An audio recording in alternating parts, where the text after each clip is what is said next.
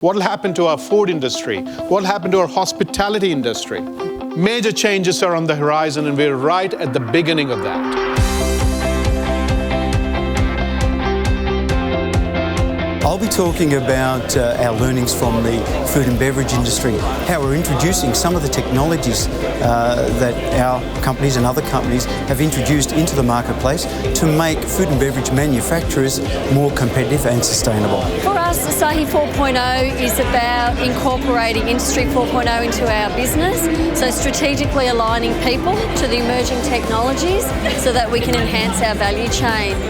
We're embarking on a series of, I suppose, pilot exercises so that we can learn more about what Industry 4.0 has to offer, and then we would look to commercialise some of those initial pilot projects.